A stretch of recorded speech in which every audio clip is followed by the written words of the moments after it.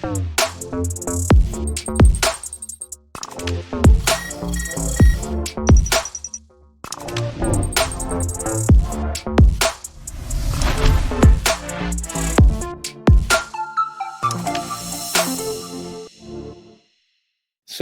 I'm glad that you could arrange this call and that you've come on, Julie. I really do appreciate it, especially on a Monday evening.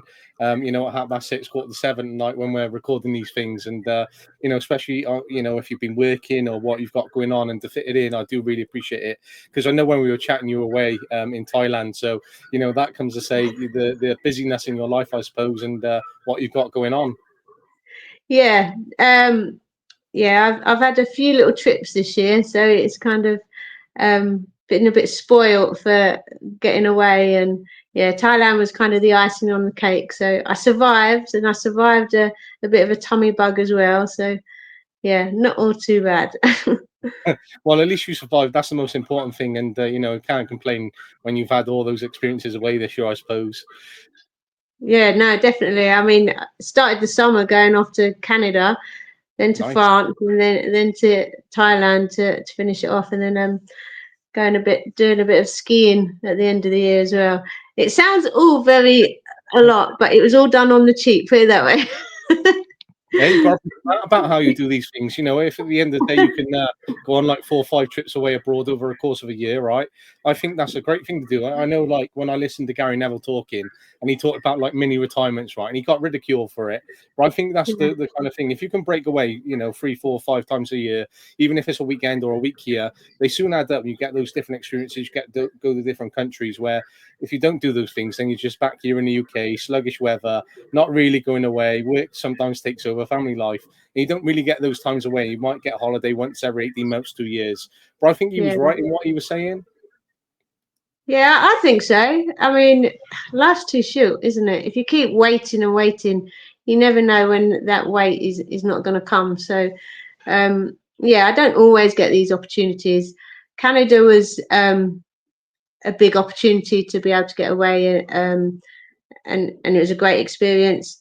France was going off to see a friend, and then Thailand was very much something on my bucket list, and to get the kids there as well and experience that travel. And you can't beat that when they're looking around and just amazed by what they're seeing. So yeah, it's a good balance that you try and bring, but I think some people just wait too long. And if you have an opportunity, take it. I think that's what you got to do.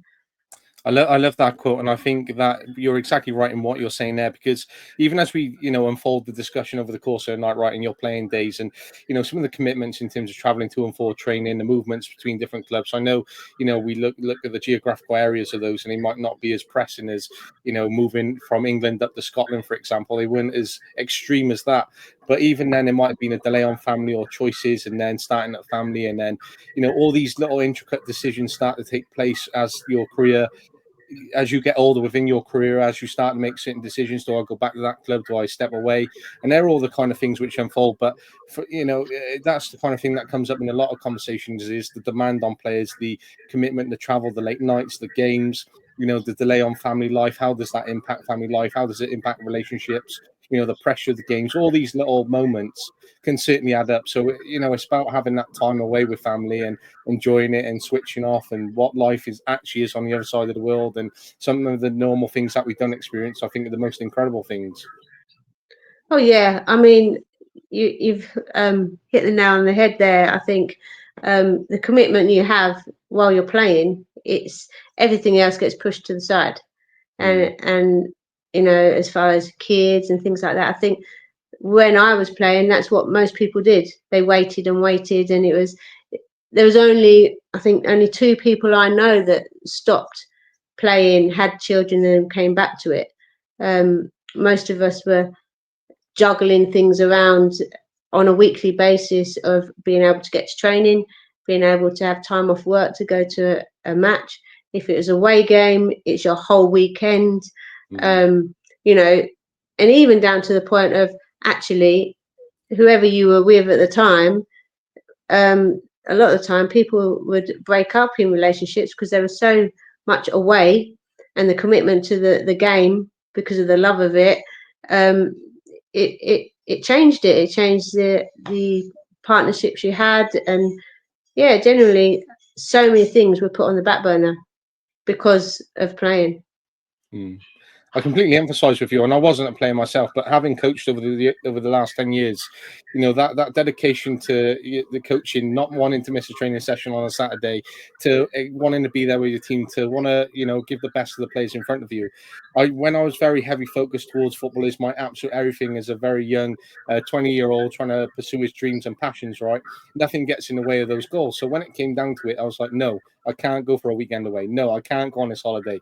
I have to be at training, right? And I sort of had that anxiety of not wanting to be there, right? And I was like, no, the other coaches can't take it. I have to be there, right? And that's the level of commitment I had. But when it comes to your playing, which is, far above my levels of coaching, then at that point, right, you're there in terms of competing for trophies, competing for leagues, being called up to your country, traveling for your country, playing in World Cups and Euros. And when you sort of have these experiences, there's some of the things which we talk about in uni. We're talking about leadership and management at the moment in part of our modules.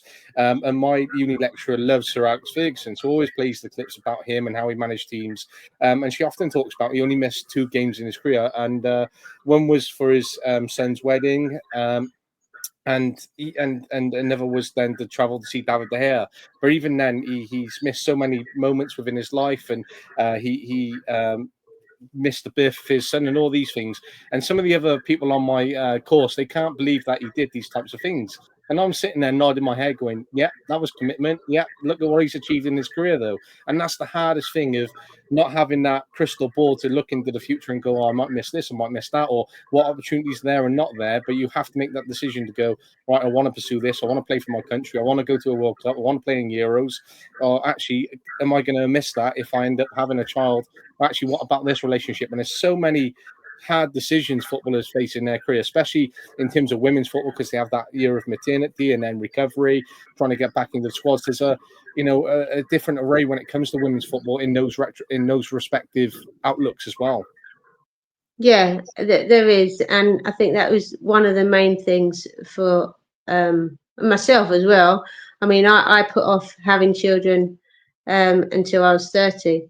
So, and it kind of got to the point where, oh, is 30 too old? And but I wasn't ready. I wasn't ready to stop playing.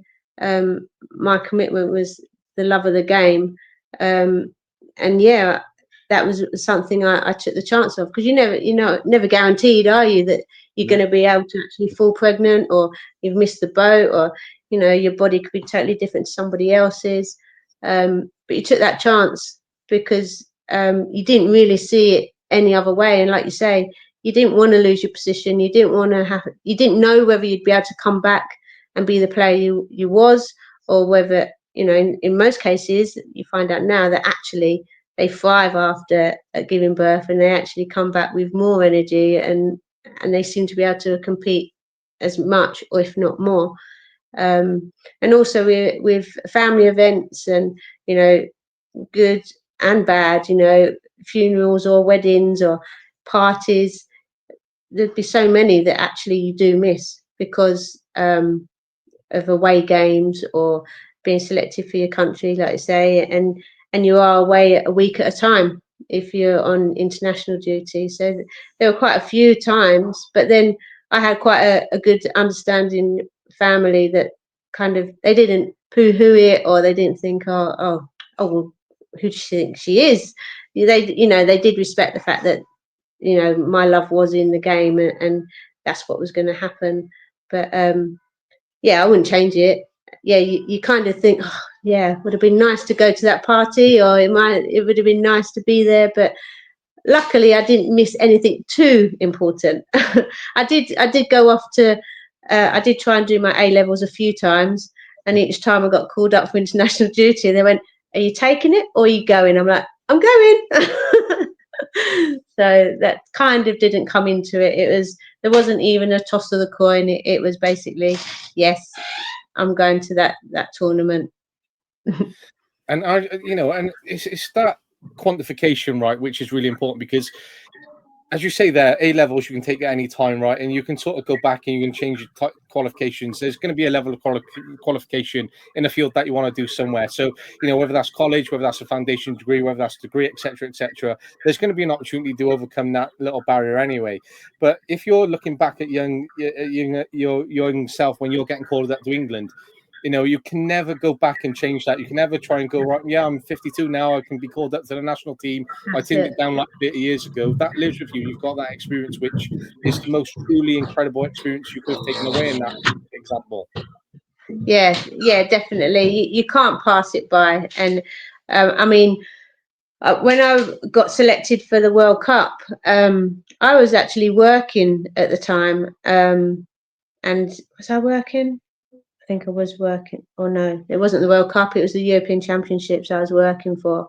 But it was basically I was working for sports development, and they had me in the paper, being representing my country, and they liked all that prestige of someone working for the council. They pulled me into the office on a Friday afternoon. We were meeting that Friday evening, and they pulled me in. They went, right, we're going to weigh up whether we're going to give you annual leave or unpaid leave. And we've decided it's going to be unpaid leave. Decided it's going to be annual leave because when you come back, we don't want you to think that you can go off and have a holiday. And I was like, okay, so you're deciding if I'm going to go and I just thought, as soon as I went into that meeting, I knew I was going, no matter what, whether I was going to lose my job or not, I'm going to those Euros and nothing's going to stop me. And that was with sports development. And you just think, what? I don't get it. I just couldn't believe it that they would actually, weigh it up whether there's going to be paying me or not. After putting me in the paper and putting that side. And I remember with the World Cup, I was with doing my A levels, and yeah, there was no contest. It was just right, do that another time. Come back to that. I'm going for something that I might not have another chance at. And fortunately for me, I made the right decision because we didn't actually qualify for a few of the World Cups after that. So yeah, definitely, because there's quite a few players that I played with around my time of being in international that didn't get picked for the squad, and I was one of the lucky ones, and they didn't experience a World Cup. So I've got that to be thankful for, that I was actually selected. And there's that crystal ball effect, right? Because you could have said, right, no, I'm going to stay for the job, or I'm going to stay for my A levels, right? These are my immediate commitments that I can see right in front of me. I can see the results of this. If I stay and get my A levels and I've got this for life, I can utilize it if my career finishes for injury or any of these other barriers which I may face. Well, actually, the crystal ball is that I can't see we're not going to qualify for, say, 3 more World Cups during my playing career.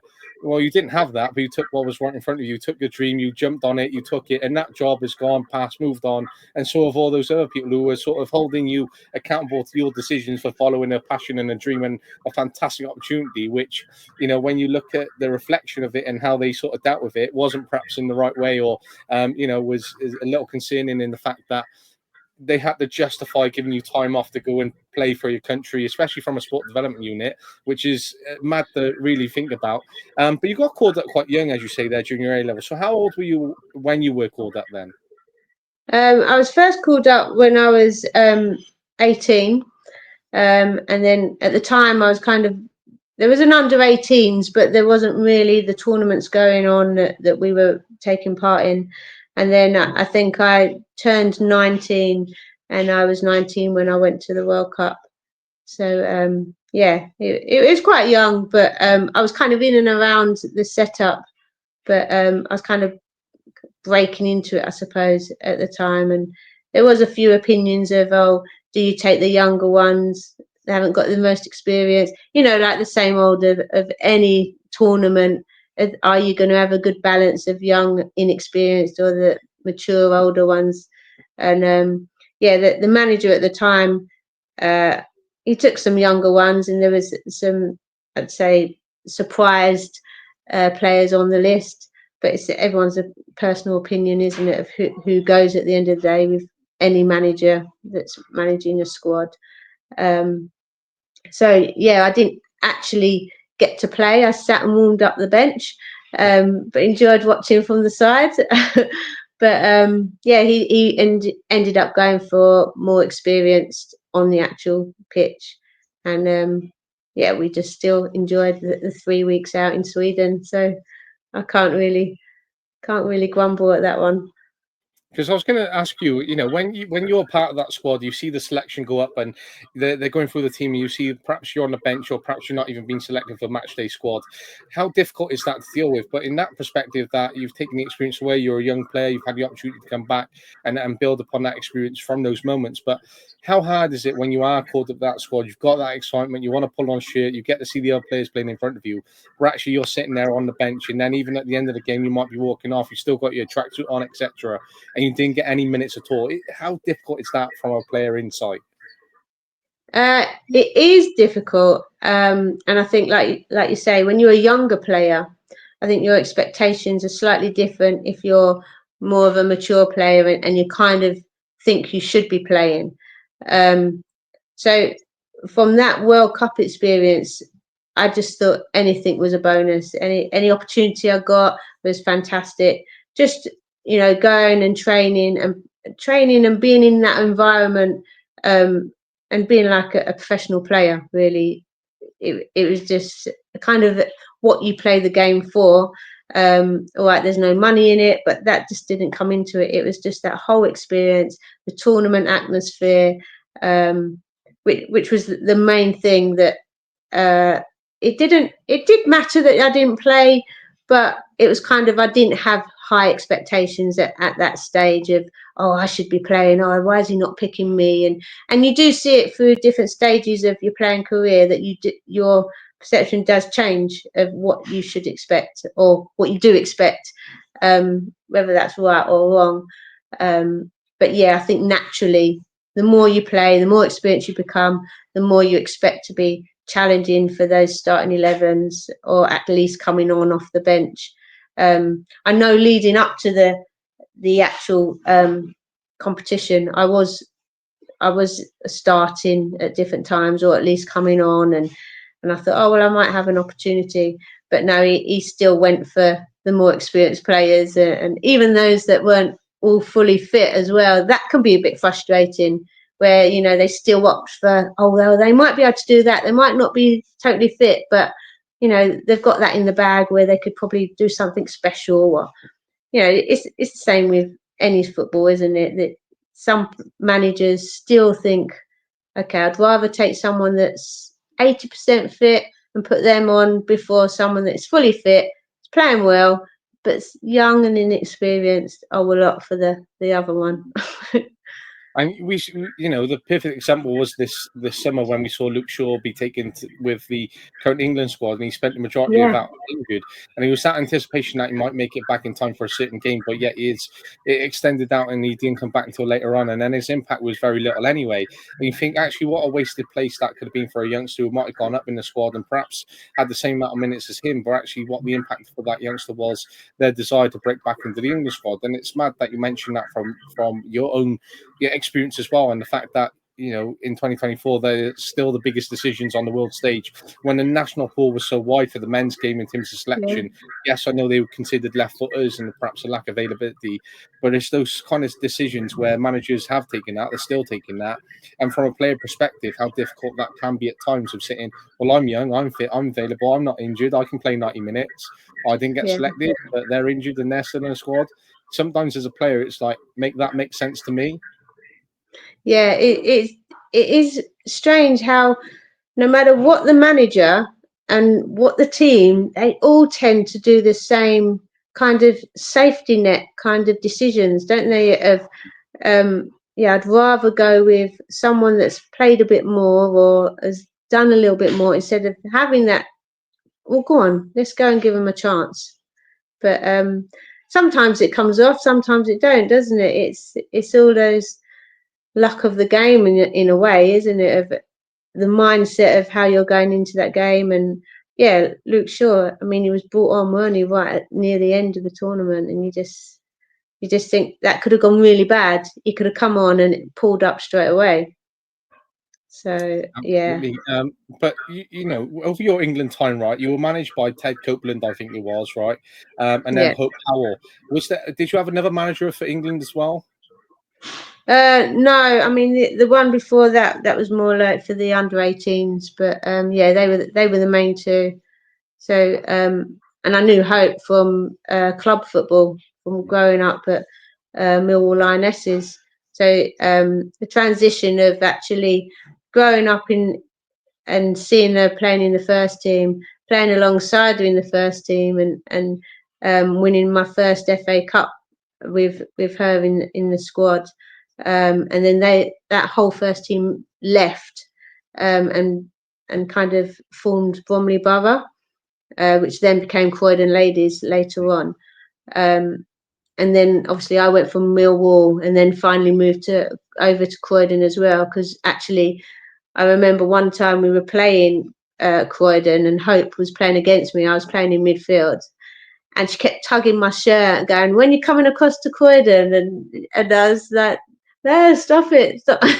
You know, just all friendly banter. But yeah, I finally did go across and had a great time. So yeah, I played at club football with her, and then eventually she got the manager's role, which was then different again, because then she had to take on a different role, and I had to have a different role. But the good thing in a way was that there was an understanding of she knew me as a person, as a player, and as an individual. So I think that helps a lot with how someone will nurture someone or look after, because there's quite a few managers that don't know how to communicate or work with players in different ways, because everyone's different, aren't they? And they all kind of, to get the best out of a player is different for each individual, I think.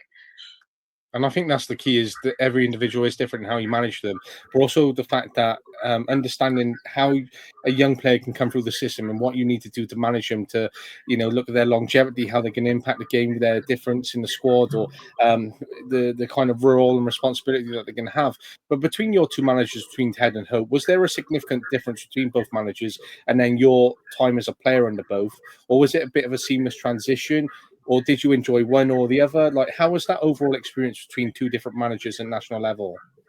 Um, I think firstly, just being, I mean, I had quite a few more male coaches than female, but there's definitely a difference in how they conduct themselves, or their approach to a player. Um, you know, I think some players can deal with a manager that's quite, strong and comes across quite aggressive in their talk in the changing room, and then others that need more of a arm around their shoulder and a little bit softer talk. And I think, yeah, a lot of blokes don't take that into consideration when they are coaching females, whereas obviously, I suppose, no, I guess women can be just as bad, can't they? But I suppose they're I don't know, how would you put it across?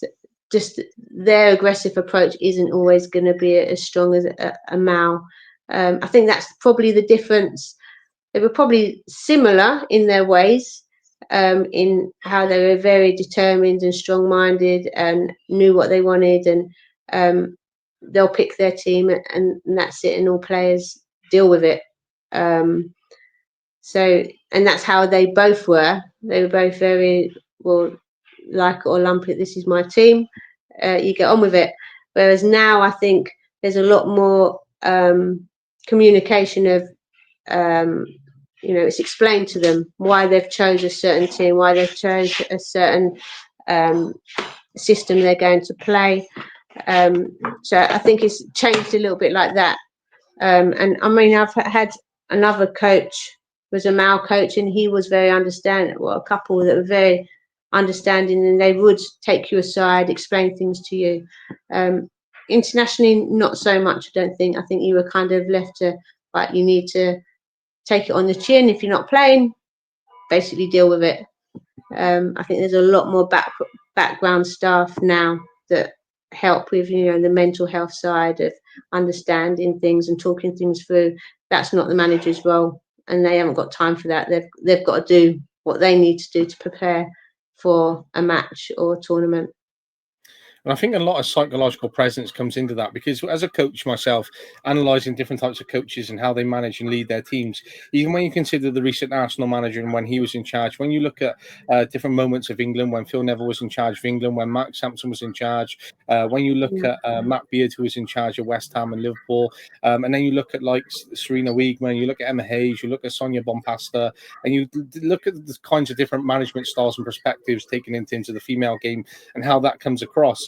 Now, what I watched was the Chelsea documentary on DAZN with the women's team. And as a Chelsea fan, I absolutely was gripped to it. I loved every moment. But there was a coach who came in, Bert, and one of the players, I believe Jess Carter, I think it was perhaps, she didn't take very well to him and said he was very aggressive towards her, and that's how he felt. But his perspective was, I'm just a very intense coach, regardless, whoever I'm coaching, that's how I'm going to be. But I think that perspective came across because, that tone, that position, that can be very different. And I see that in my job as an educator myself, where that comparison is between sometimes when a male teacher and female teacher approaches either the genders when we have students in front of us. And I see that sometimes when I'm observing it and from different experiences. And I think that comes into play when you are coaching those different players and what they need to see. That again, that arm around the shoulder, sometimes how do you approach it in the change room? And that is, an important consideration for any coach that is listening, and to have that contrast. But it's also sometimes what you need as a player. But when you had that time on international level, it would have been very minimal, as we still hear about players talking about it now, because we look at, when England come together, they say they have limited time. They don't focus much on tactics as such. It's about getting the team together. And we're talking about professional football these days and how they then travel up the country and then they might go back out to, the clubs that they play for. But when you were together as part of that squad, how would that week look for you? How many training sessions would you have? How long would they be? What was your time spent doing? I know analysis has grown, etc., etc. But how did the training, and how was the approach to it for that week period, for example? I would say that the week still is pretty standard to what it's like now, but obviously, like I said, there's a lot more backroom staff that will play a bigger part in downtime and analysis individually as players. But to begin with, you'd all meet up beginning of the week. You'd all settle in, find out who you're rooming with, and everyone's saying hi and catching up that way. So the first, and then you'd probably have lunch, and then in the afternoon you'd have quite a relaxed kind of easing into it session, a few silly games, and very low key. And then it would be after training, you'd have a few snacks, and then it'd be time for dinner, and then you'd have a meeting in the evening, and then it would roll out the week of how it would pan out. So generally, you'd have a training session in the morning and afternoon. So it'd go breakfast, training session. You'd have lunch, probably about an hour and a half, chilling out after around lunchtime, and then you'd be back out in the afternoon, back for snacks, and then it'd be dinner, and then another meeting, or it'd be like a team evening of, I don't know, different games or things like that. But each time you'd have a meeting about what you'd been through, whether you'd been working on defensive play or attacking, or how you were going to come together to take on the team that you were playing at the end of the week. But yeah, so that would it pretty much be like that all the way up to whether you were flying or whether you would be a home game. You'd then travel towards the ground the day before, have a look around the ground and make sure everything was in place. Everyone would see the changing room and have a little training session on the pitch the day before, and then you'd go back there for the game the following day. But it was always a week long meet up for any international. And now I think some of the hardest moments within the national cap is you might be sat with one player, you might have 5 games with each other, you're with each other in the changing room, you've had multiple camps with them, and then suddenly they're not picked part of that squad, and someone else is sat next to you in the changing room, and you're feeling a slight different dynamic. You're meeting them for the first time. You obviously have to build that relationship. You then have to build that trust to play with them on the pitch, and these sort of considerations come into effect. But when you've been part of a squad and you see different players start to get selected into that squad, how different is it to be sat in that change room? Because it's very different from, a club football. You might have a player transfer in, transfer out, and that's very natural over time. But the core of your squad is still there. Whereas an international squad, you might be selected in a squad of 20 players.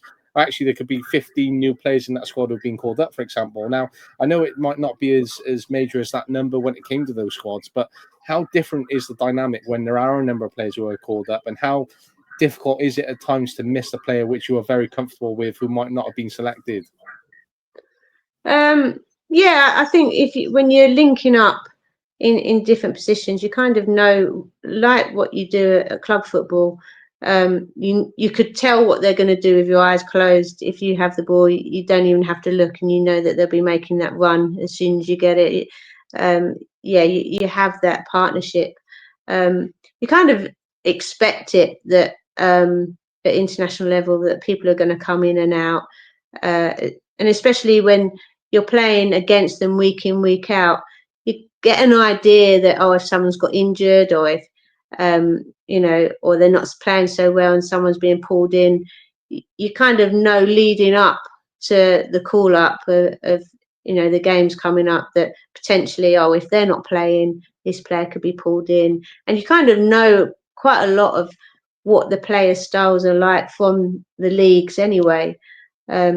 So it wasn't too much of a shock, maybe slight differences, but when they're playing in the positions, you kind of get to know what they like and what they like to do anyway, because you're kind of analysing it when you're playing against them, which then helps when you're actually ending up being on the same side. So it's not too much of a shock, but it's kind of cutthroat, so in the end anyway, isn't it? It's internationally, people are coming in and out.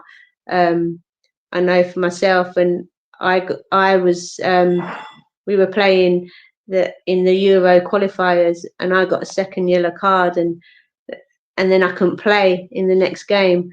I had to sit in the stand, and I knew someone else was going in my position. So, and that was hard, but it's football. And the second yellow I got was not even a second yellow, which was even worse. It made the situation even worse. But you have to kind of suck it up and get on with it, because that's the game, isn't it?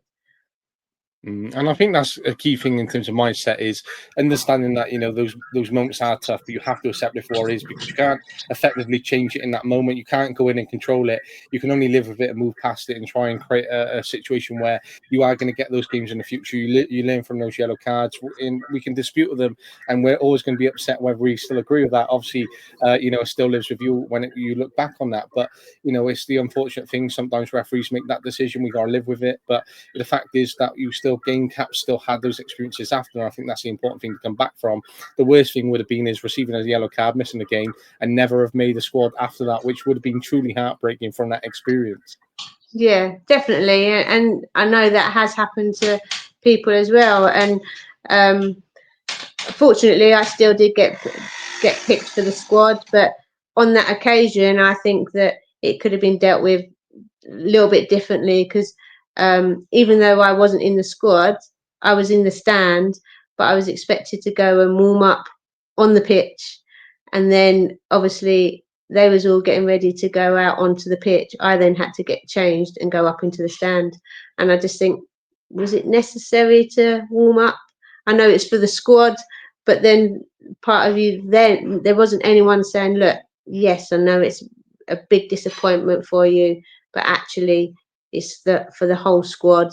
That was a hard one to take, and I think now, if I look back on it, I would have done things differently or tried to approach it differently. But there wasn't even any teammates, because everyone's focusing on their own job, and it's hard, isn't it, to then try and set aside some time for someone that's actually not playing, because, well, you have to deal with that in your own mindset. It was quite hard. hard one to deal with, to be honest. So even though that was a very difficult moment and it was hard to deal with upon that reflection, what is the most challenging experience that you had when you were with the national side? Was it, the heartbreak of being knocked out of the tournament? Was it not being selected part of the squad? Was it, knowing that your last cap was your last cap and there was no more squad selections? Was it the fact that, transition between managers and between Ted and then Hope? Was it, what was the hardest experience from your time at England? I think really you kind of know in yourself. I mean, for me, it was more so that I went from being a regular starting 11. I then obviously I was kind of ending towards my late 20s, and then younger players were coming in, and the squad was starting to change. I was changing club football, so I think it can have a big impact. It's not just international; it's if your club football isn't going so well, and it can. And they're looking at all of that. They're looking at the whole picture of what's happening at your club level. Are you going to be able to bring your best to the international? So that kind of unsettled me a little bit, where I was moving from club to club, still getting selected for internationally, but obviously I wasn't in the starting 11 then, and I was having to weigh up, okay, what am I going to do here? It's not going so well at club level. I was playing regularly, but I didn't feel as settled as I would have liked to have been, and I suppose that does have a knock-on effect. And then also I was carrying an injury, so it's not as clear cut as, okay, you've got to deal with one thing. It's a number of things that are building to, do I feel able enough to continue to play internationally? And I think for me, it got to a stage where my ankle wasn't taking on the amount of training that it needed. And I kind of, I think I remember making the call to Hope and saying, I think I'm going to step away from international football and just concentrate on club football. I was also thinking of, I want kids. There's a number of things. I think I would have liked to have carried on a little bit more, but in hindsight, it kind of all came to a head because in that same year that I decided to step away, my dad died. I then only did an extra year at club football, and then I basically retired from the game because, my dad and my mum were up and down the country supporting me from the time I started playing, and it kind of, some people were able to carry on, and I respect them, and I just think, well, that's fantastic. And part of me now thinks, should I have just carried on, because I did miss it, but then did I miss it enough to give the same commitment? So I made the decision I did. I didn't miss it straight away, but a few years went by and I thought, oh, I could have maybe carried on a little bit longer. I'm sure my dad would have liked me to carry on a bit more, but yeah, I made the decisions, and you just got to go with what you make at the time, don't you? If you haven't got other people kind of guiding you a little bit more, it's hard. And some things I might have changed, others I think I would have just stuck to. There seems to have been a lot of different factors that came together, all in that one point in terms of your life and how that came. That acceleration of a year very quickly, and everything that happened in terms of those events was a very short space of time. And again, it's that crystal ball effect where you couldn't have foreseen all of those literally happening one after each other. So, for the fact when you look back in the amount of, level of resilience and, the heartache which you would have had during that time, that emotion, the experience where, it's very difficult then to call time on your England career. Unfortunately, your dad then passed away, and then your football career ends. And then it's a different emotion to flip into going, right, it's family time now. There are a very different mix of emotions across that period of time. And, that is incredible mindset to have gone through a very short space of time. And for you to look at the magnitude of different decisions, because it's not like you just retired from international football and then had 5-6 more years playing and, had a very concealed amount of time where you could, deal with your dad dying or deal with the grief of that and still have football alongside that, had the family alongside that. It was literally, you know, event 1, event 2, event 3, and that's a lot Yeah. happening in that space of time. So, you know, it's incredible to even listen to you talk about that. But when you look back upon how you must have dealt with that, that must have been incredible mindset, emotion management, and everything that you would have gone through during that time is incredible. Yeah, I think, I mean, I left one club. I left Charlton Athletic, and then I moved to Arsenal. And I know that, you know, Arsenal was kind of um, spoken about for many years in and out of my footballing days. I remember being 12 and I was playing for the regional team, and I know that my parents were spoken to when I was at that age, and oh, would you like to come across? And you know, South London to North London when I was a kid, it seemed such a mile away. I was like, no, that's too far away. But I look back and I think, oh, that potentially I would have liked to have done that if I knew that it wasn't such a big trip. You know, all the decisions you look back on, you think, oh, yeah, that might have been the case. But my path was the one I took, and I can't say that I didn't have a fantastic time, because I did. I had a fantastic time at Millwall, and then again at Croydon. When Croydon went to Charlton Athletic, it was brilliant as well. I had great times in every single club, and also at Arsenal, winning the double, and you know, in every single stage, I had fantastic times. But I also had, you know, a few down times in all of them as well. And then obviously near the end, like you say, it all came as a, looking back, yeah, in a short amount of time, really, in the last few years of playing. It was a lot to take on. But while you're in it, you're just trying to do the best you can and make the best of it. And you know, when you're being told sometimes, well, you've got to up your game, or you've got to do this, you've got to, I don't know, be working harder, and you just think, but I'm trying to do all this. I'm trying to, you know, I'm trying to be settled in a club, and I'm trying to make sure that I'm playing the best I can play. And the pressure you're putting on yourself anyway is so much. For then someone to say, but no, you've got to do more. You just think, oh, how can I do more? And then no one ever wants to give up international call up, and to make that call and to have the conversation. Are you ever going to think that's the right thing to do? You know, I look back and think, oh, maybe I should have not said anything and just left that door open, and it could have taken the pressure off me, and I could have gone, well, if they call me up, they call me up, then that's great. But if they don't, they don't. But I suppose maybe I needed to have the door closed and go, right, I don't need to think about that anymore. I can concentrate on my club football. That will settle down and I can start enjoying that again.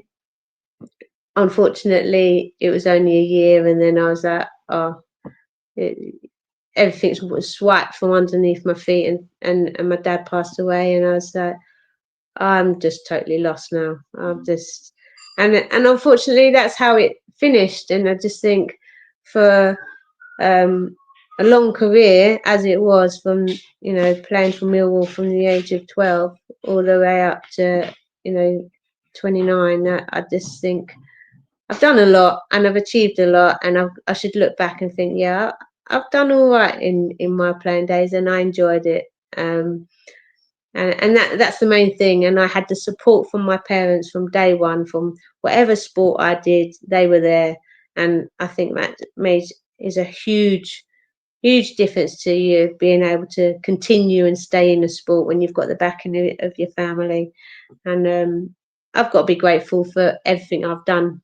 All right, you're always going to wish it was slightly different in different places, but in actual fact, to be given your legacy cap and go, well, I played for England, you know, and there's only 200 or so women that can say that to present, you know, and no one can take that number away from me. So, you know, I've got to be happy with what I did, really. I love the way you summarize and put that together. And there's so much within that I want to unpack, because sometimes I often think about when you see a player step away from the international game and you're like, well, actually, you're still young, you're still playing, a fantastic amount of minutes. And Toni Kroos, for example, is one player, right? He retired from Real Madrid, retired from international football, played in the summer in the Euros, right? And he's just walked away and still on top of this game and top level. And I'm like, you could have still played for 3 more years. You could have still had like another 10, 15, 20 caps. It's madness to me that you're walking away from this. It's madness that you're walking away from football, right? But I suppose at the end of the day, it's that perspective of walking away at the right time for him, whereas you get to see Modric, he's still 38, 39, he's still balling for club and country. And like, when is he still going to slow down? He's playing for a huge club like Real Madrid. It's not like he's dropped down to the lowest levels of football and he's no longer playing international football. You're like, why are you still playing? And I suppose it's that love of it which still comes from it. And it also touches upon there, as you were talking about the fact that you rang Hope and said, oh, do you know what, I'm finished with international football. Even then, I'm thinking, oh, why didn't you leave the door open? Like, what if Hope had rung her and said, one more cap? And I was like, well, actually, back then, would she have gone, yeah, I'll take that one more cap. Yeah, I'll come into the squad. Or would it have been young Julia's going, right, no, I'm injured. I've said the door is shut. Like, if she had rang you for one more cap, would you have gone? And by the sounds of it, the answer would be yes. I think so. I think if anyone phones you and says, I want you to actually come back and do, we need you to come back into the squad, whether it was for, I don't know, to boost the squad or to be whatever part of that, I think, yeah, if you get that call up, I don't think there'd be anyone really that would turn it down. I mean, the only time that happened to me, which I was absolutely gutted for, I was injured and I'd been out for a long time and I had bad sciatica, and they actually called me up and we were playing at the old Wembley Stadium, and I couldn't believe it. I just thought, I can't go and play and try and go on that pitch and actually not be able to run. I'd be so embarrassed. And then I had to say, look, I haven't trained, I haven't done anything. I wouldn't feel fit to be able to go. That's the only time I actually declined an invite, because I just thought, yeah, they're calling me up and it's at Wembley, but I can't do that. That's the only time I would ever say, no, I can't be out. And I think there's some players that go along and they're totally injured, but they still won't turn it down. And even though, someone else who's fully fit could take that place, some players will just go no matter what. But yeah, if someone said to me, come on, you're fit, you're fine, you can come back, we'd like you to play, yeah, I definitely would have said yes. Just for one more. No doubt about it. And now, even though you're in a very different part of your life, right? You're a business owner. You've got a lot of things going on in terms of your business. You've had this incredible career. You might look back and go, do you know what? I've got a family now, and I'm in a different space where we get to travel around. We get to spend that family time. And yes, I did retire because of injury. But if someone said to you, Julie, right, there's a seniors team coming 2 years, would you commit to it? Would you go back to it? Well, you say that. I mean, I live just in a small place in Staffordshire, and they've got basically just a very social football club, and I actually go and have a little kickabout every now and then, which is all fun, and it is, they're lovely people, all different variety of abilities, and it's just so chilled and relaxed.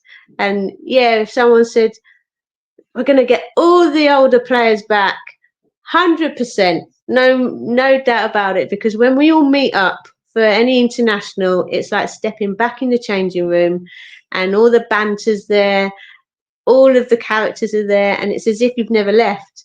And we're just standing chatting away at Wembley Stadium, just, in the Lionesses bar, and we're going, oh, how are you doing? I haven't seen you for years. And, but they're all the same. Everyone's exactly the same. And yeah, you can't take away the atmosphere of being in that environment. It's just one of a kind. I'm so pleased that you said that, right? Because I actually had another conversation with a former footballer of the national team, and that's exactly what I said to her. Not her saying that to me, I said that to her, right? I said, it's incredible that you've got all these players who still talk, who are still capable, who could really come together to make, a historic scene for, the women's team. And I think there is something certainly there with an idea. It's just taking someone to put them all together in a group chat and go, why don't we make this reality? I honestly think it could be a fantastic media run. I think it could be fantastic for all the former footballers. I think there is something still credible there, and it still could be done. Yeah, I mean, I know that we did a charity game for breast cancer, and it's going to be, and I know the date because I had just had my little boy, and he was 5 months old, and I agreed to go and play. But bearing in mind, 5 months old, I was breastfeeding. I'd had a C-section, and I went, "Yeah, I'll play."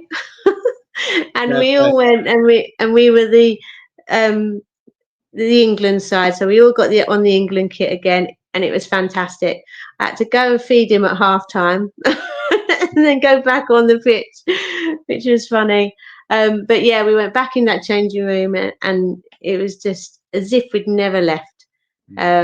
Yeah, I definitely agree with you that there's definitely something there that all the players that have finished playing, there's enough of us now that have either retired or just recently retired, to put something together. I know we'd all enjoy it, even if nobody else did. Hey, well, I'll leave it with you because I honestly do think there's something there. And even if you were to make it, something happen one off or something, I believe that there is an idea there or a few ideas. But you could be the first domino which falls and brings everything else into effect. So who knows? It sounds like the same kind of passion is living in there somewhere within you. And I think it could be for some of the former footballers themselves as they're out there. But just to quickly touch upon what you said about your dad, right? And I was listening to Ian Wright, and you said that mum and dad followed you around the country, they supported you.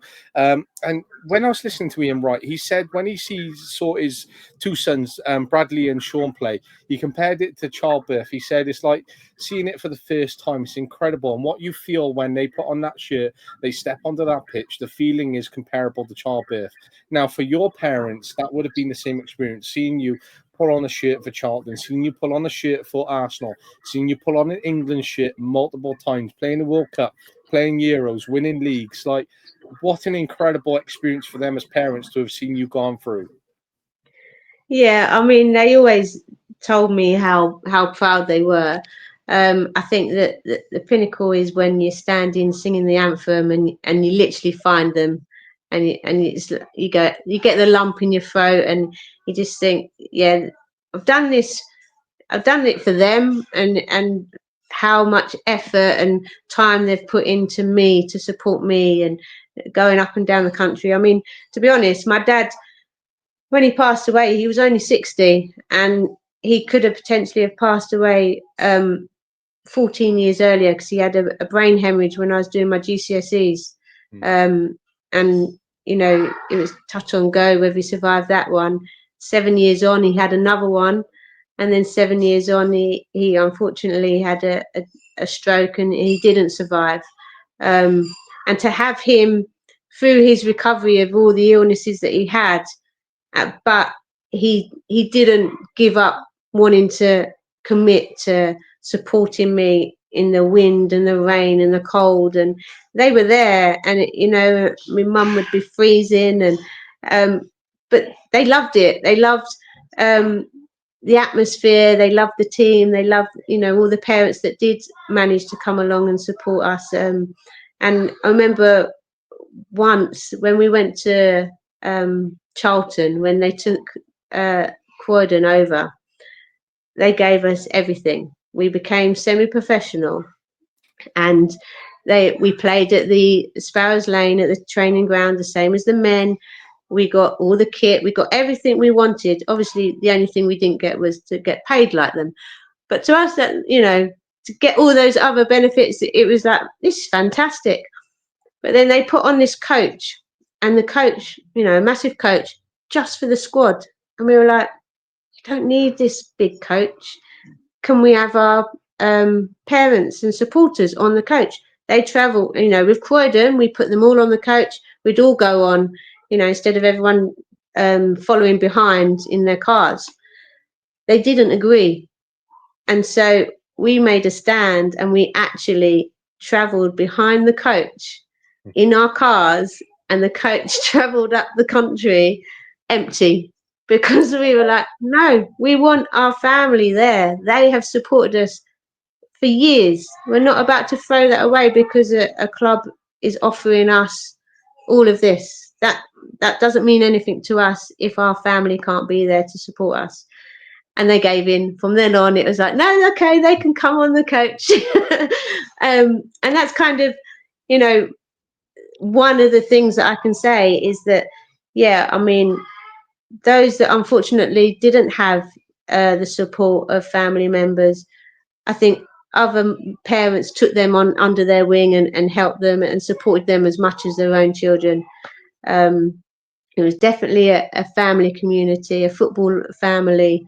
And yeah, you just couldn't take that away. And they were such a big part of everything I achieved. And yeah, I was just very lucky that they took that much interest in what I did and enjoyed it as much as what I did as well. So lovely to hear, and you know, what an incredible story about being there with your parents, and especially when you can sort of reflect back and go, right, my dad's no longer here. Imagine if I travelled up without him. Actually, what the experience was, no, I did travel with them regardless of what the barrier was facing me at the time, and you can always look back with pride and knowing you made the right decision based upon family, based upon the right emotions within that, and that's incredible to hold within you. And when it looks at those moments of your career, right, you know, you had that player power there for the right movements, you had your national call up, you played your first cap, you got called up to a World Cup squad, you played Euros, you won a double, you won a Premier League, you won an FA Cup, you won all these honours, right? And had this incredible experience. You've got a legacy cap. But if you had to signify or quantify one pinnacle moment from your entire career, which would it be? Oh wow.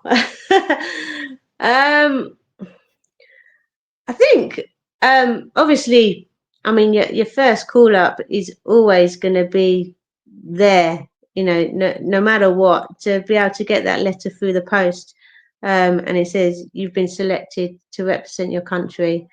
I've still got the letter.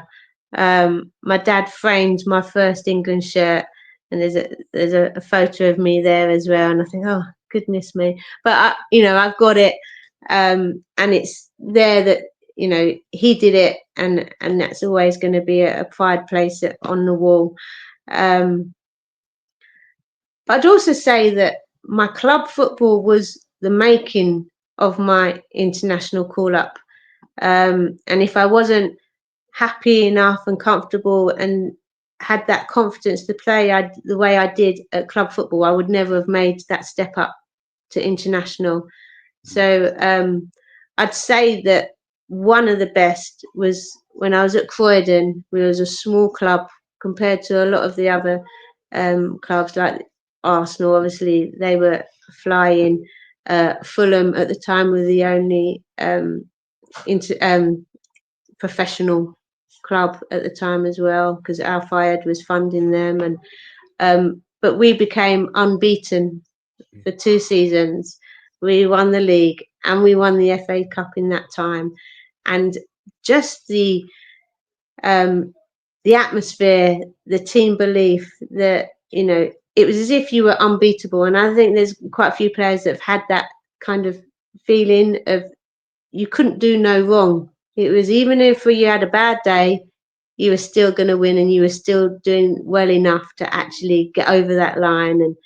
And just the team working for each other, you'd do absolutely anything to make sure you won that game. And it wouldn't have been one pinnacle moment, but it was that whole season of every game, we've got to win that game. We can't lose this unbeaten streak. And I'm sure, you know, Arsenal teams, the Fulham teams, Doncaster Bell's teams, they've all had those experiences. And I think it's such a powerful and strong environment to be around.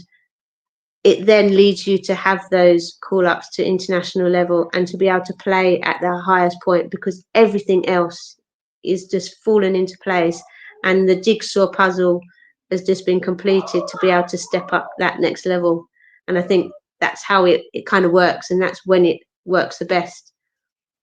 And I think it's incredible in terms of what you achieved and how it brought the players together. And when it led to you being called up for the national team. And I know you spoke about earlier that it wasn't for money, but it was the fact that you got called up to your national team. And I think that mindset, that passion, that desire reflected upon your playing career and your international career at both club and national level there. But you, in your career, you moved from Charlton to Arsenal and then back to Charlton. Now, for you in that period of time, how did that sort of work out? And was it really difficult to transition from one club into another and then back to where you came from?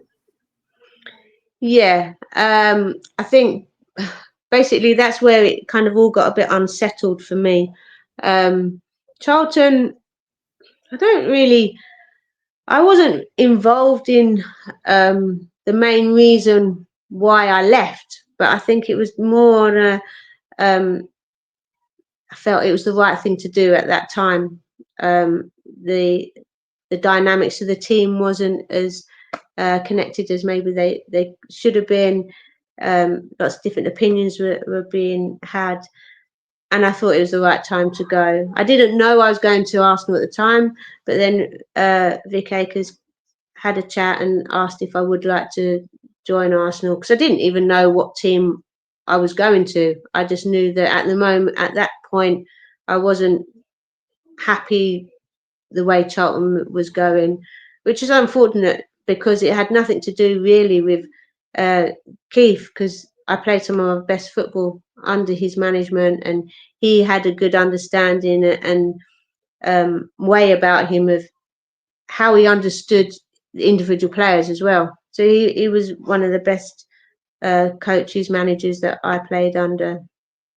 But I know that there was always kind of, if Vic did ask me, I wouldn't say no, because like I said earlier, when I was younger, it did cross my mind to go and play for them, and other Arsenal players had asked me to go across when I was a lot younger as well. So the opportunity came about, and in the time I was there, we did win the double, and we had some success. But I think it was more things going on outside of football that made me unsettled, and I think that going into the Arsenal team at that time as well, I think it all got a little bit unbalanced because Fulham made an approach for me while I was at Arsenal.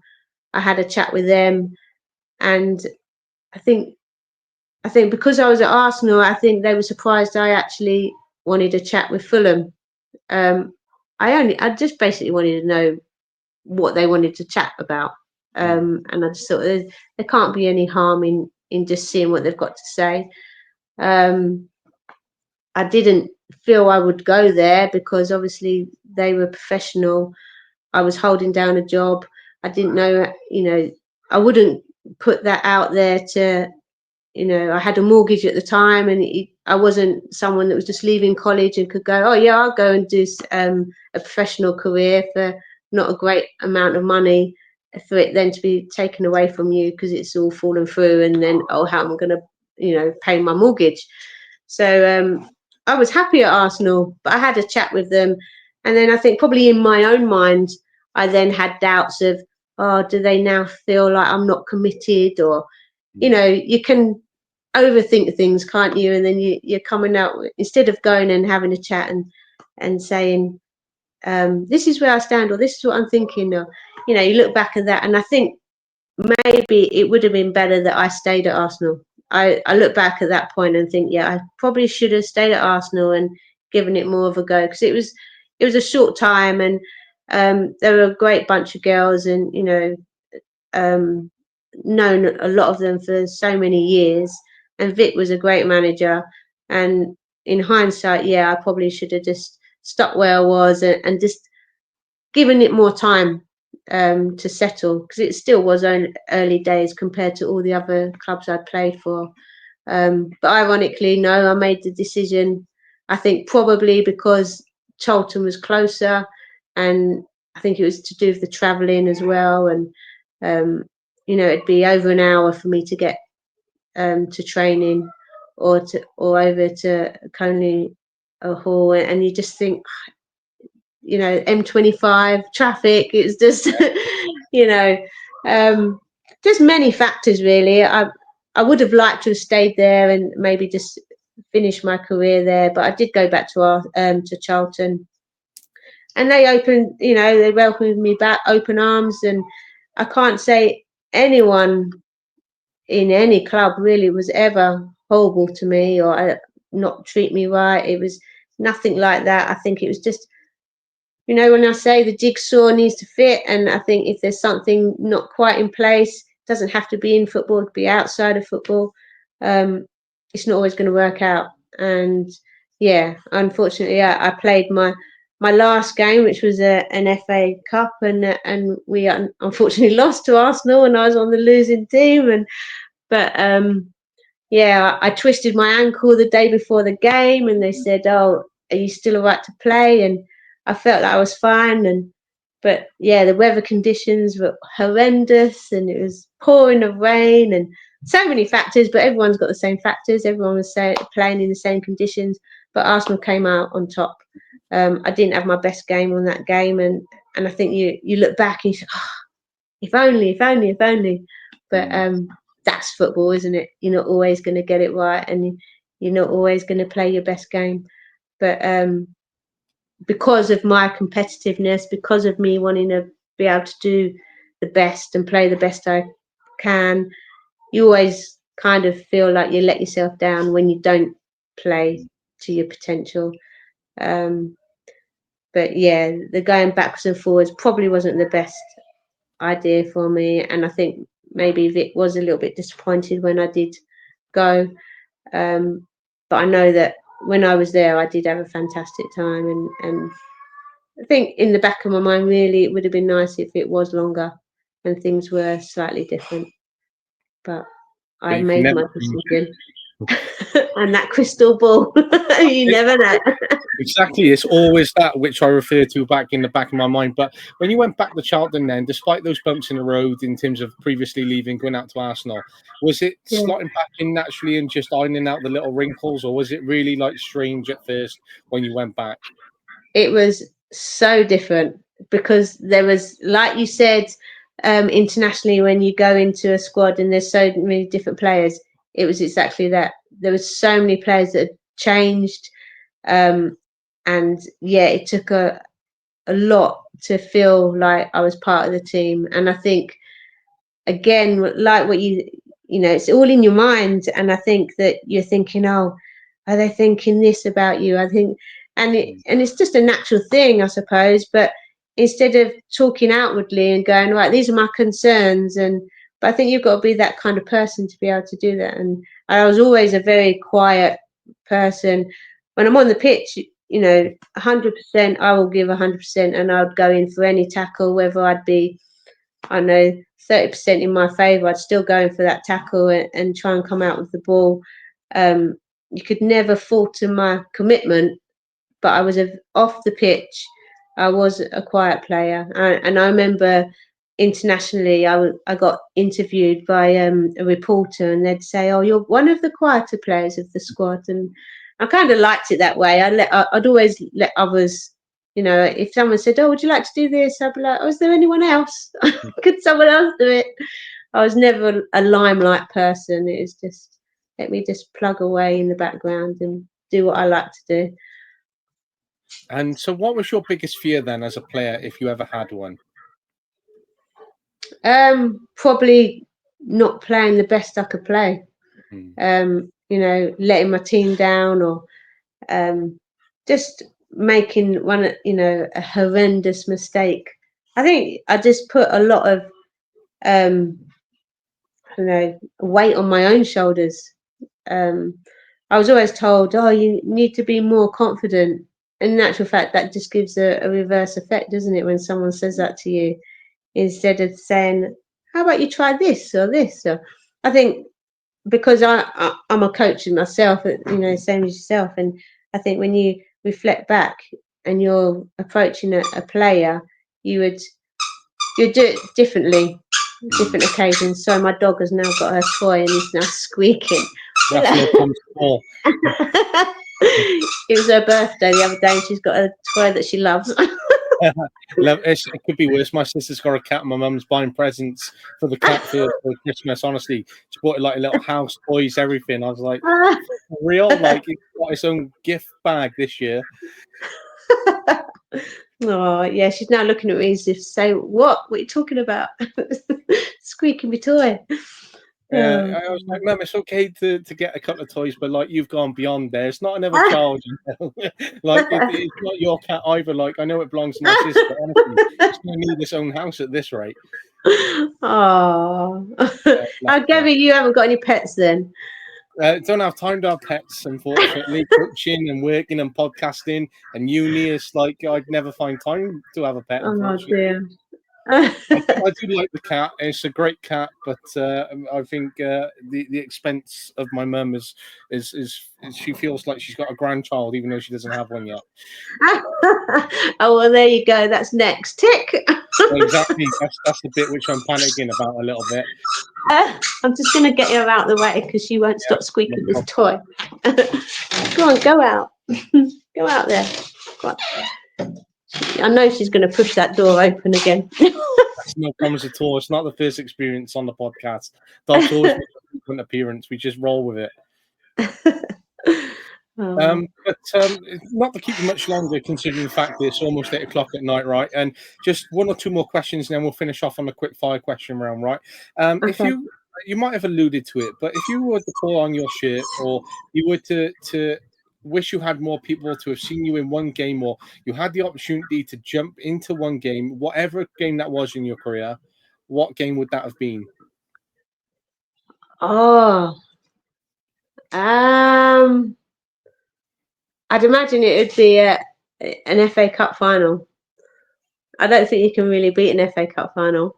The prestige behind it, and just that whole gearing up, you know, all the rounds that you get through, and then on the day, and just to compete in that is just amazing. And then to be able to lift that trophy at the end, that's just, yeah, it's something everyone wants to do, isn't it? Play in the FA Cup and win it, and other than obviously England games, but yeah, that's got to be up there, definitely. What an experience! And do you know how many career games you played in total? I don't actually. No. Do you? No, I wish I did. Do you know what? When you research and some of the different stats and data which comes back, I'm like, oh my God, is that right? Is that actually right? Because originally when I was reading, you had 2 caps. Then I found out you had 26 caps. Then they said your debut was made against Sweden in a 4-0 loss. Then someone said it was against Russia. I was like, oh my God, like, which is actually accurate in all of these things? Oh, I know. It's crazy. Yeah, no, I made my debut against Sweden. Yeah, definitely. I did play against Russia, but yeah, my first game definitely was Sweden. Yeah, and then I thought I had 30 caps, but then a couple of the caps aren't always counted if they're in just like a friendly, or so some players are like, oh, I thought I had more than that, and it's yeah, but definitely more than 2.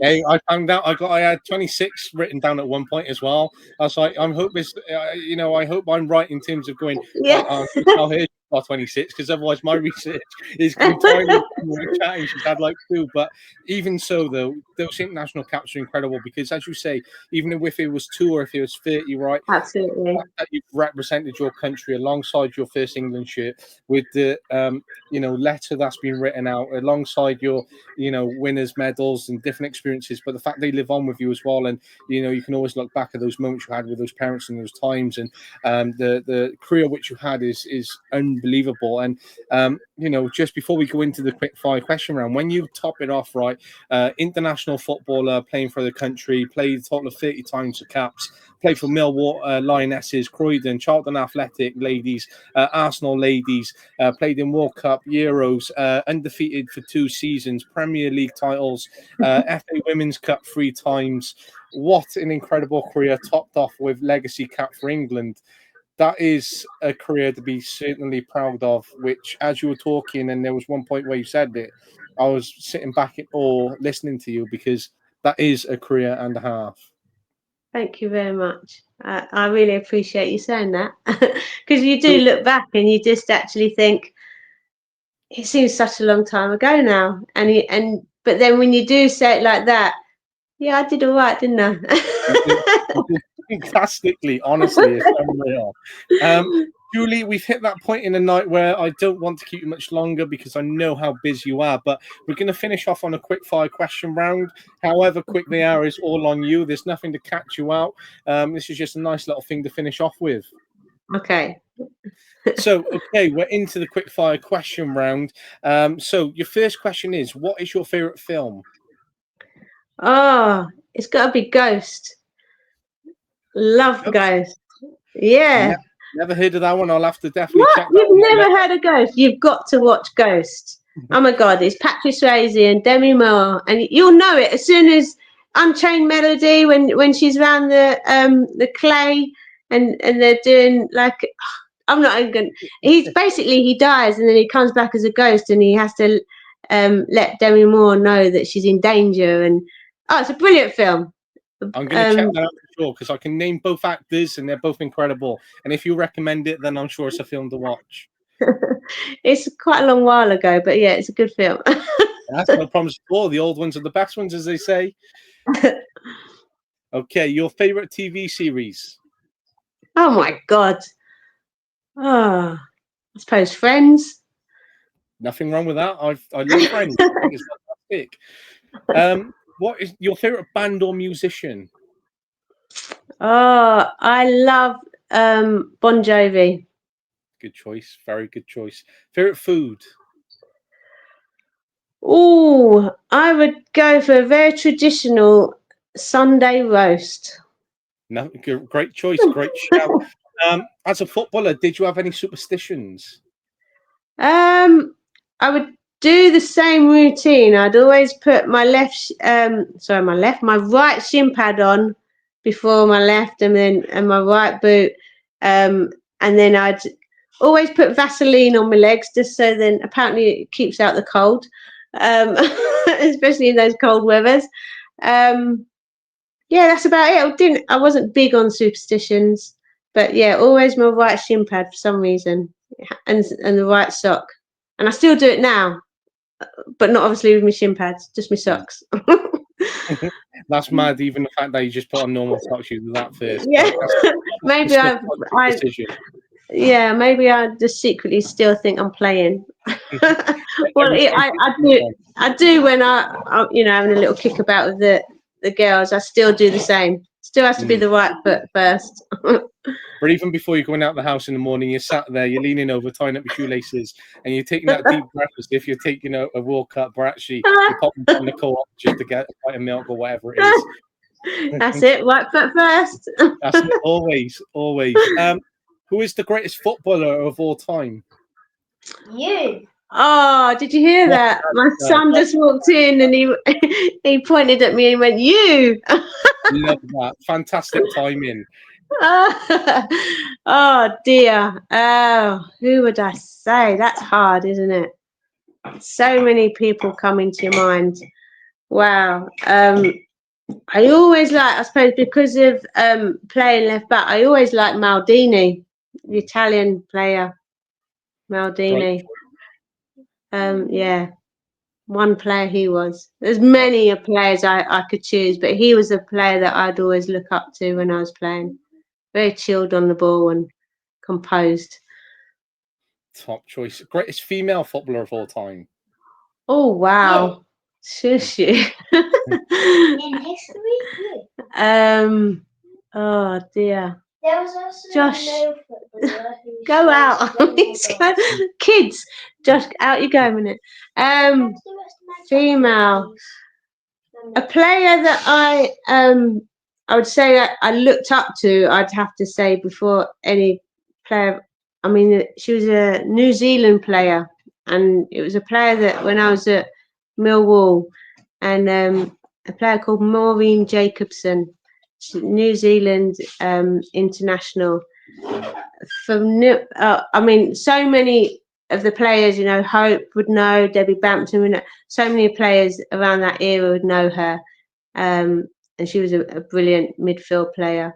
And if she could have played for England, that would have been amazing. But yeah, she was from New Zealand. Maureen Jacobson, I would say, was one of the best players I've played with anyway. Fantastic to hear about those times and those players. If you could have gone to any club in the world, what club would it have been? And that could include the current context as well.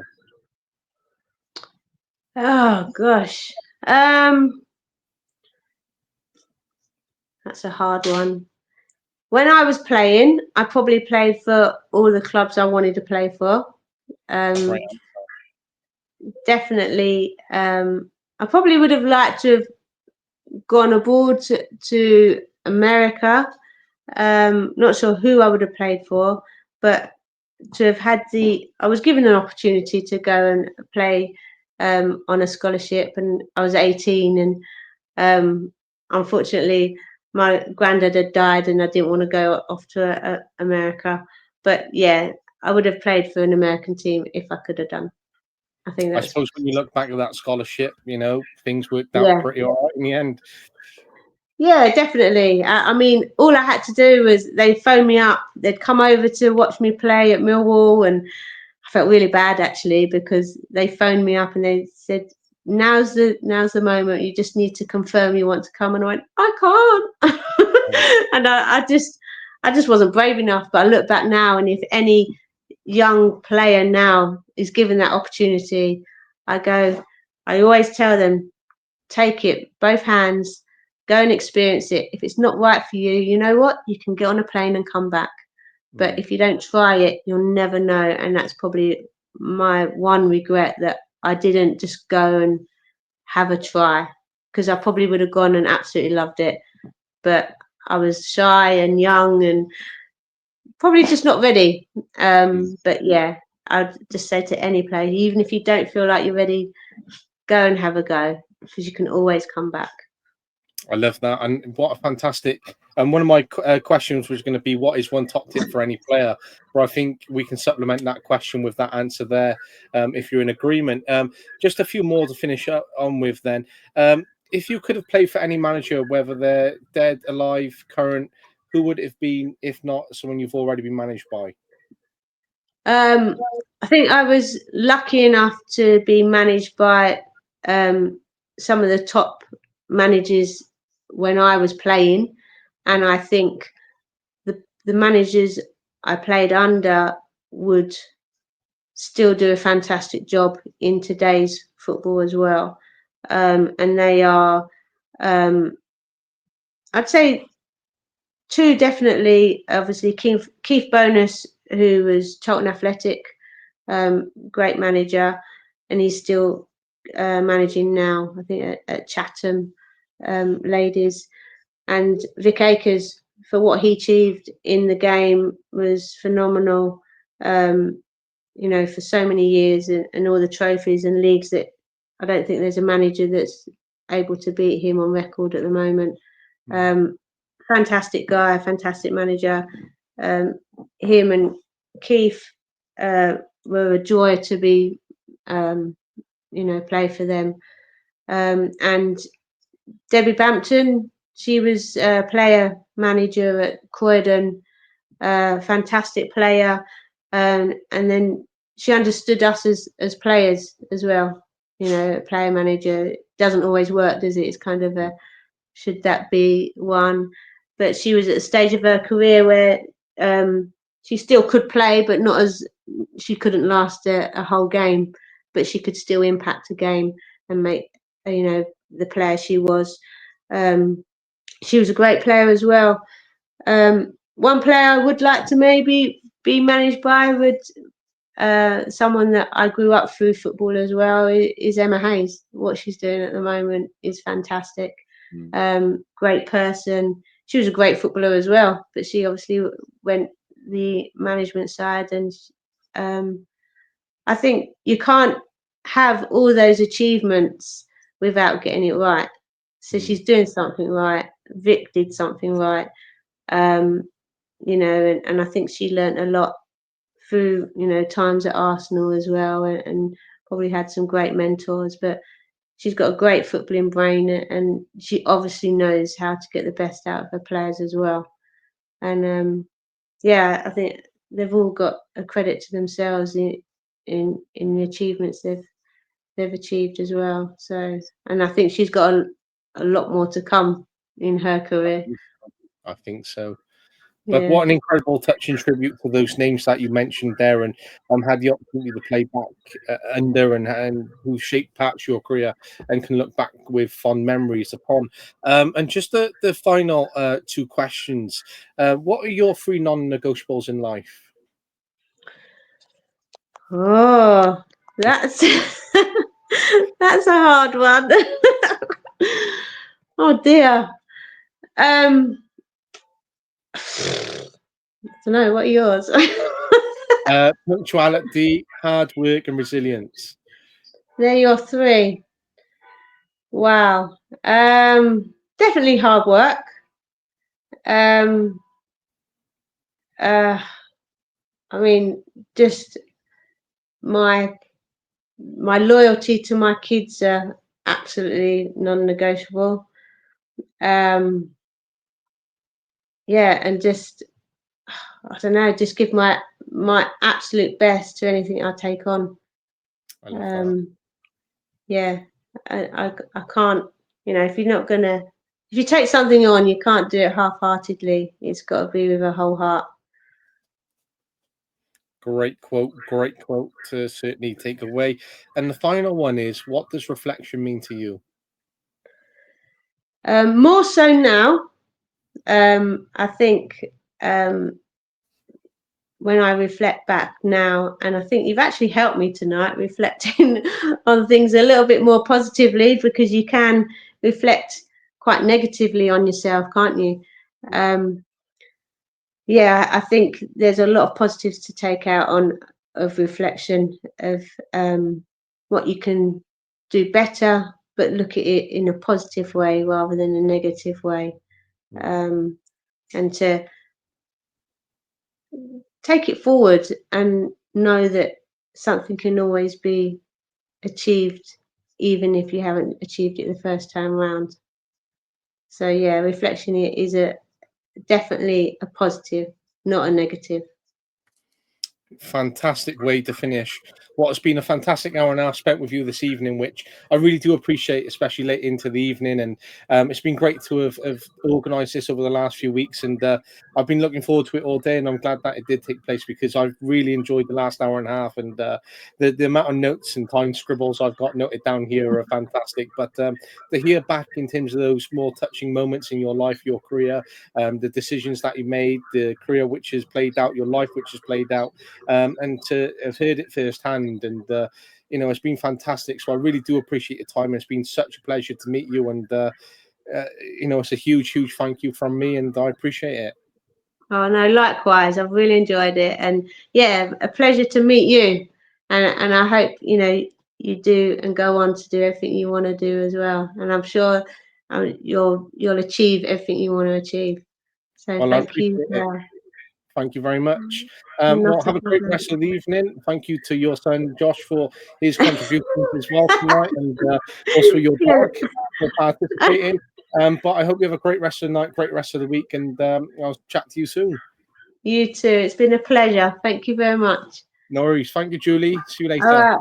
Take care. And Bye. you. Thank you. Bye. Bye.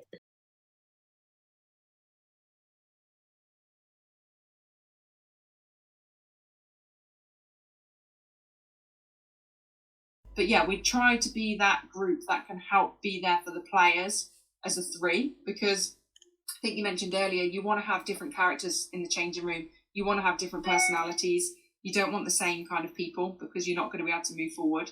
If you've got 10 people and they all agree the same things, you're going to get to a point in time where actually you're going to become unstuck. You need that one person to actually be like, nah, I don't agree with that. Or actually, we should try this. And I think that's why the huddle works, is we're all quite different as human beings. And I think you need three different people in there, because some players will naturally gravitate towards me and my personality, but equally some might go to the other two, and that's absolutely fine.